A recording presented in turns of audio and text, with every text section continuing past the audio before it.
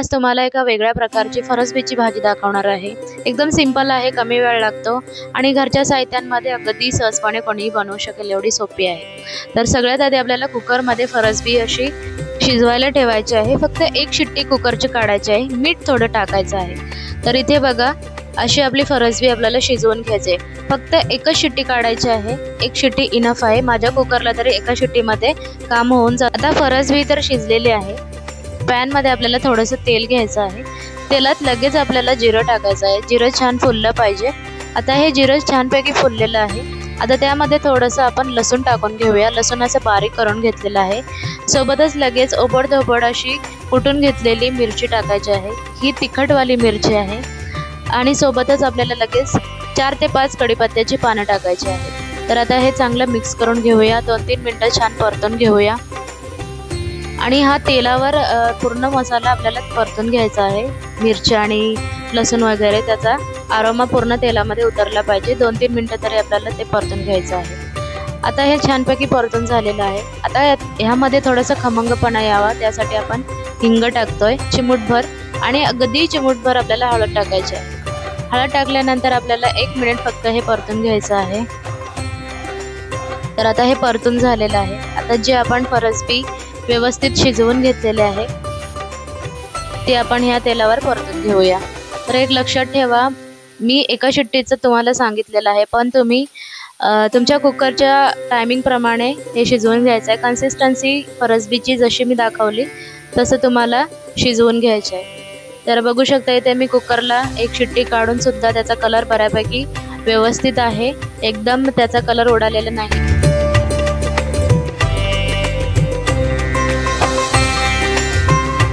तर इथे आपण आता मीठ घालून घेऊया। लक्षात ठेवा, मीठ आपल्याला जेव्हा कुकरला लावलेलं आहे त्या वेळेला सुद्धा आपण मीठ टाकलेलं आहे आणि आता बेतानेच मीठ टाकायचं आहे।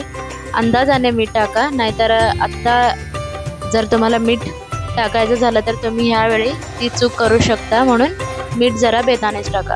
तर आता हे 2-3 मिनिटं मी परतून घेतलेलं आहे तेलावर। आता हे 2 मिनिटं फक्त आपण झाकण आणि एकदम मंद आचेवर हे झाकण ठेवायचं आहे आणि 2 मिनिटांनंतर हे ओपन करून बघूया। आता हे पुन्हा एकदा 2 मिनिटं आपण असं परतून घेऊया। तर काळजी घ्यायची आहे की भाजी ही बुडाला लागली नाही पाहिजे, एकदम मंद आचेवर आपल्याला ही प्रोसेस करायची आहे। तर आता ह्यामध्ये आपण एक इन्ग्रेडियंट वाढवणार आहोत ज्याच्यामुळे आपल्या भाजीला एक छान अशी टेस्ट येणार आहे, ते म्हणजे शेंगदाण्याचं कूट। तर इथे मी शेंगदाणे छान असे भाजून घेतलेले आहेत। भाजल्यानंतर त्याचं असं कूट करून घेतलेलं आहे आणि आता भाजी व्यवस्थित अशी छान तेलावर परतून घ्यायची आहे। अगदी 2-3 मिनिटं भाजी आपली परतून घ्यायची आहे। तर गॅस एकदम लो ठेवायचा आहे, नाहीतर काय होतं, शेंगदाण्याचा कूट घातल्यानंतर कधी कधी शेंगदाणे हे एकदम खाली जाऊन बसतात आणि करपून जातात, म्हणून गॅस आहे तो एकदम मंद ठेवायचा आहे। आता पुन्हा यावर 2 मिनिटं फक्त झाकण ठेवूया आणि एक वाफ काढून घेऊया। तर अगदी कमी वेळात आपली ही फरसबीची भाजी तयार होते, बघू शकता।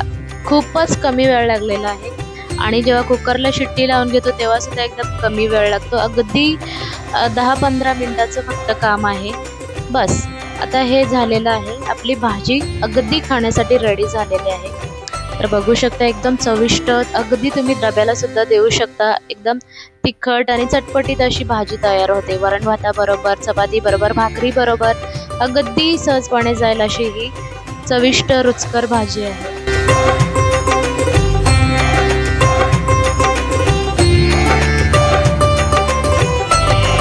मला माझ्या रेसिपीज आवडत असतील तर प्लीज चॅनलला सबस्क्राईब करून जा आणि व्हिडिओजला लाईक सुद्धा करा। मलाही प्रोत्साहन मिळेल, मलाही आनंद होईल आणि नवीन नवीन व्हिडिओज तुमच्यापर्यंत आणण्याचा मी पूर्ण प्रयत्न करेन। आणि काहीही तुम्हाला कमेंट करायचं असेल तर मला कमेंट करून सगळ्या गोष्टी सांगत जा। थँक्यू।